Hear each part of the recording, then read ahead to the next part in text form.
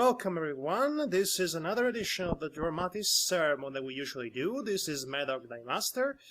Actually, we don't do the Dramatis Sermo so often as we do the Lectio, but you get the idea. And of course, I'm in the company of the Arcvarron as usual. Greetings, one and all. And of course, Jade Faury, which is a newcomer, as I said. Hello. How's it going? Apparently it's going well. So, because we're discussing yet another story by one of our favorite authors so far. Well, mine and the Var's favorite, that is, Or's Voice, who wrote Biblical Monsters among many other things.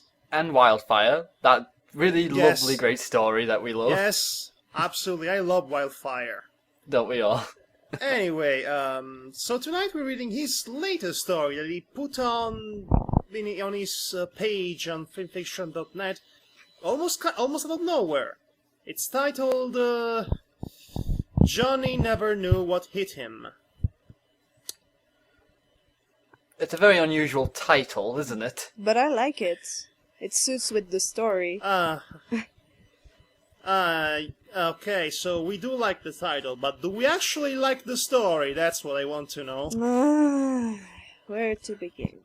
Yes, there is a lot to say, especially if you're familiar with other things this author has written. So, first off, get off your chest your basic impressions. Avoid spoilers for now, but what did you think of the overall enterprise? Well, it was... Jade, you first. Yeah. Well, I think the writing is fine, but I think that he should have put a little more details on it, take a little bit of more time, because there were things in there that I just popped out of nowhere, and I was just like, what? Yes, that's going to be a... Yes, we're going to get back to the point a lot during this discussion, let me tell you. Devar, your opinion? I actually enjoyed the story for what it was, actually. Me too. No. I actually Well, didn't... am I the only one who hated it? I think it was okay. There were parts that were really good, but the middle, particularly the middle of the story, was really disappointing. Let me tell you something about this story. Okay, you have to know the context of this story. First of all, it says on the page of the story itself that it was made for a contest of some sort. Which means the author had little time to compose it. So he didn't have the time to do the proper research or to think things through, as he usually does with his stories. We know that he usually does put a lot of research and thoughts in what he writes. Me and Devar know that because we read all of his other stories. This one is simply rushed. A really rushed story that, with elements that, as you said, come out of nowhere, and with a really weak sauce resolution that really doesn't take advantage of what it laid down for us to begin with. Now, going back to Biblical Monsters for a little while, among many other things about the story that we loved to discuss about the first time we did this, there is one thing that we did not discuss about Biblical Monsters: the fact that they actually took two well-known tropes within the fanfiction fandom of Metropolis, that is, taking a major character to the human world and having human OCs in a story, and basically deconstruct said tropes to actually use said deconstruction against those very tropes and against the expectations of the reader. It plays with the expectations that the reader has about these very well-known cliches. Now, this story, I was going to think, going into the story, that it was going to do something like Biblical Monster. Take well-known tropes within the fandoms, specifically alicorn OCs and humans in Equestria, and do something that would play with expectations and shuffle things a little bit. He does not such a thing.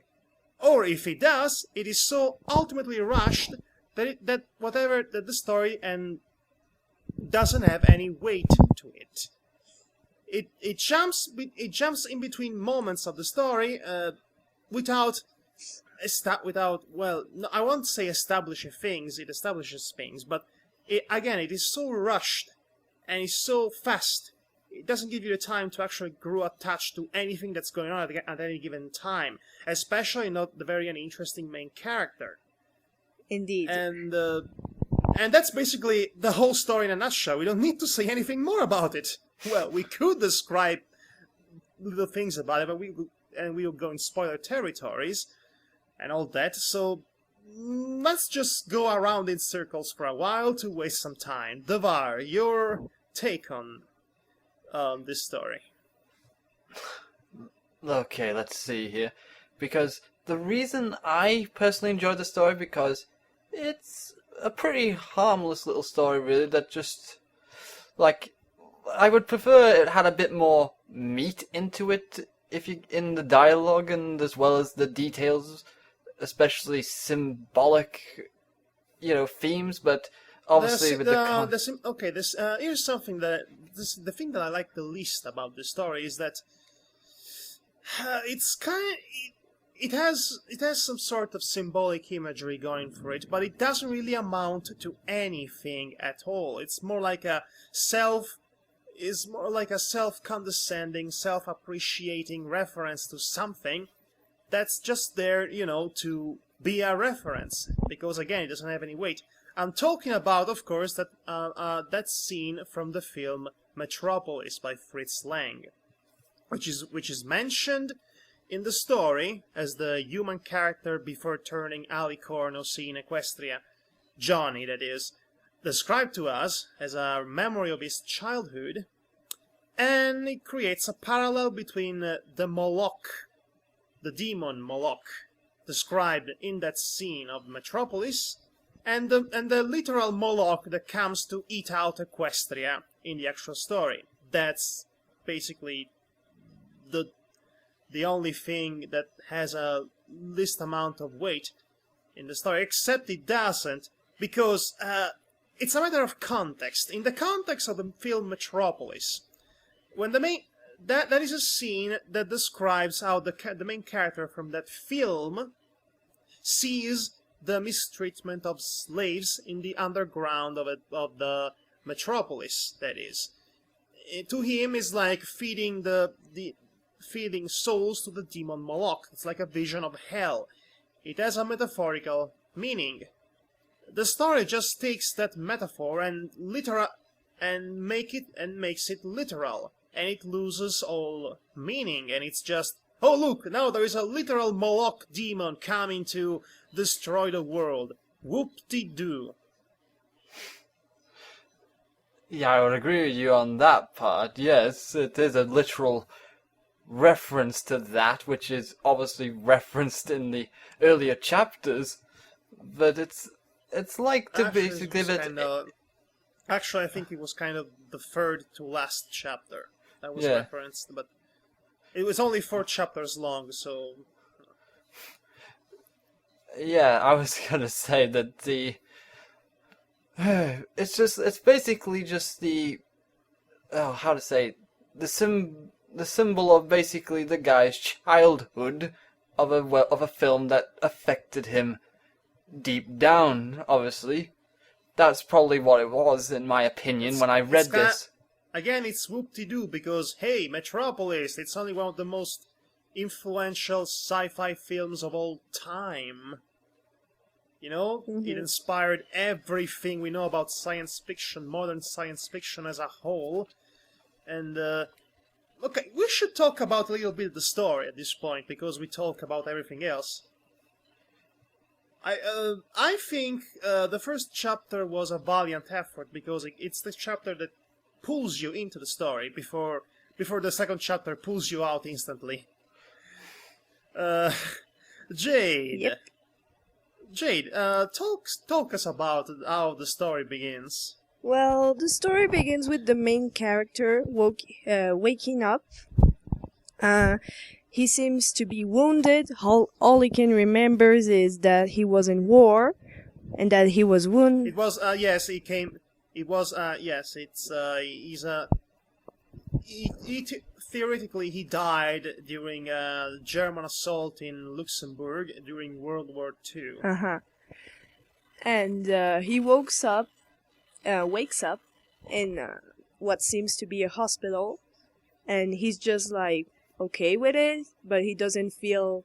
He seems to be really bad, in bad conditions. He speaks like, I have the feeling that they cut me in parts and they put me back together. Yes, because it's basically it's a what happened. first-person narrative. It's a first-person narrative, and it's told from a perspective of a guy who basically is blind and cannot see anything going on around him, but he can hear voices. Female voices. Which, of course, are female voices, which happen to be ponies, but he doesn't know that yet. We suspect that as readers. Then he's revealed he's been turned from human into a freaking alicorn OC. Why? He's literally turned into an alicorn OC. Why? That is An wow. alicorn. Why? I mean, they could have chose another one. I mean, Pegasus unicorn. Well, I think the story explains that. Yes, the story has an explanation for that. I- It's a terrible and weak explanation for a series of reasons. But then again, at least it explains why. They needed a fifth alicorn for the big appeasing sacrifice for Moloch in case things went south and they couldn't defeat Moloch when it came to inevitably destroy Equestria. Oh, spoiler alert, by the way. I mean, yeah, but that's something that just couldn't get in my mind. Why the hell an alicorn? Because that just remind me of the people that create their own OCs, and all of them are And alicorns. in fact, that's I thought exactly that's what the author was going for with the deconstruction of the trope using an alicorn OC. So using the alicorn OC, the trope of the alicorn OC, against our expectations of how usually these alicorn OCs are used in stories. That is, unbeatable Mary Sue's, that they don't have any reason to exist. Mm-hmm. So Because the they're so twist of the perfect. story, so the twist of the story was that it was supposed to be created for the purpose of dying as a sacrifice Yay. to Moloch, along with the other alicorns. And that would have, and since again the story was so rushed and it's so fast, it doesn't really give you a sense of immersion for how fast it goes. It doesn't have any weight, and this twist falls really flat as a really weak twist. And that ending, which goes a lightning fast speed, in which the character says, "No, I'm not going to help you." Then there is a 30-second scene with the random Dinky Doo passing by and says, "Hey, where you going, mister?" And he's a last-minute repentancy, and then goes killing himself to save the Equestria because reasons. It's annoying and obnoxious. Best. But I just... when you think about it, the scene with Dinky Doo wasn't very useful. The guy just No, realized it was a terrible scene because the author literally pulled a character out of nowhere to have this specific scene that had the specific purpose of making the hero going back on his decisions and do the heroic thing that the out of nowhere stupid MacGuffin Deus Ex Machina that saves the day and doesn't make any sense because it's never really explained how that actually works, that he managed to explode Moloch, but who cares? The story really, it's really rushed, and again, I said that a million times, but there is no going around it. I personally, I actually appreciated one part of that scene where, for some reason, I liked how she didn't have to say anything, but at the same time, it's like, she didn't say anything to make him have this resolve. change his mind. He had no reasons to be there to begin with, other than the plot contrivance itself. Oh, and speaking of which, okay, you have to appreciate how the transition goes between Chapter 1 and Chapter 2. Chapter 1 ends with him okay, I'm totally an alicorn now, and Mons this abomination. What am I going to do now? And we ask ourselves, what is he going to do now? Then second chapter, 5 years later, engaged with Rarity, impending doom. Yeah.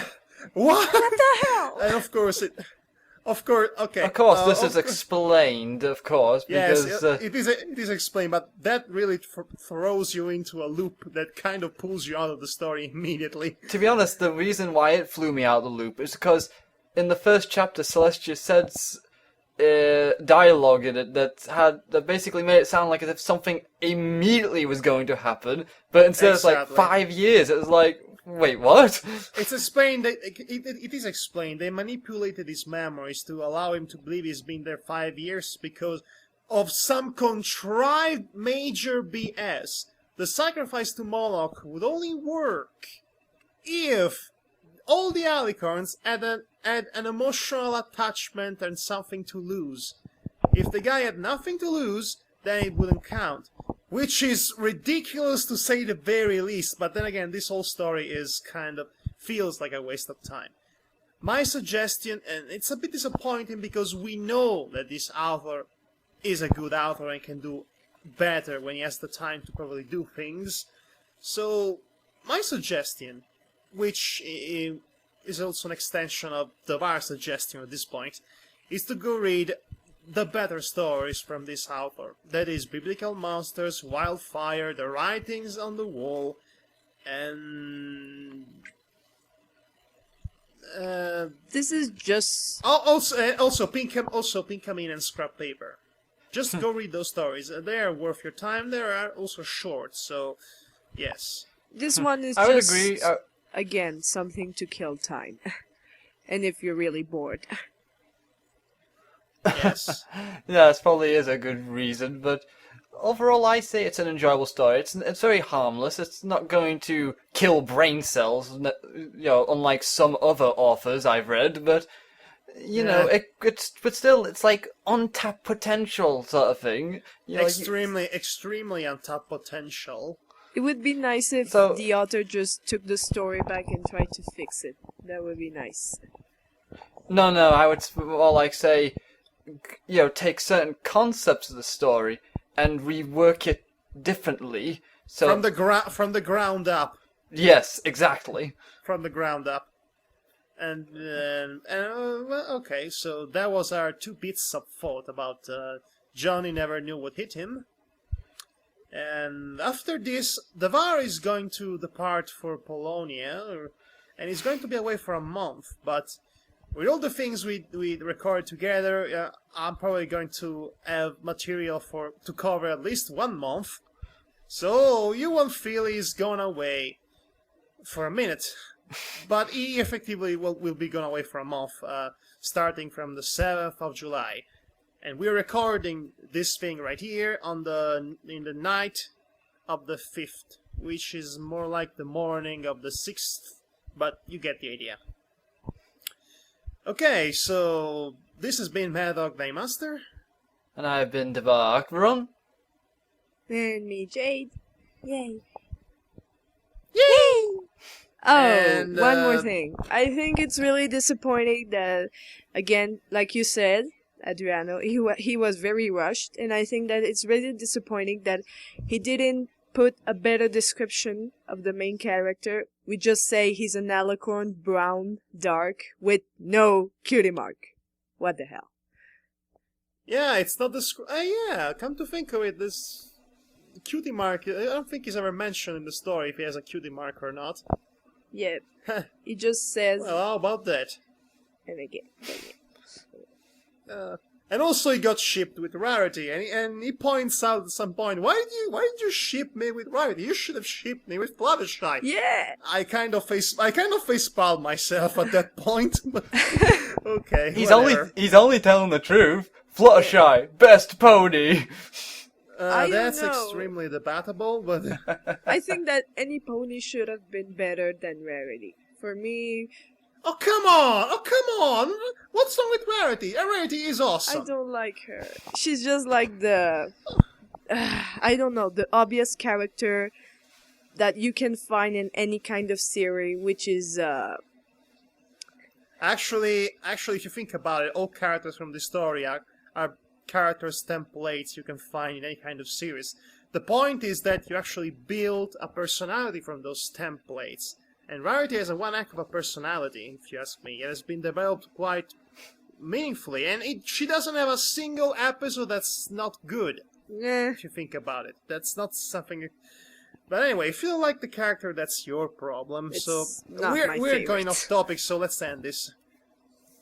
We're going off topic, so let's end this debate once and for all. And we already did the naming thing, so good night, everybody. Yay! And take care, one and all. And I'm going to write my story now. Jade never knew what hit her for insulting Rarity. That Bye. sounds a nice story.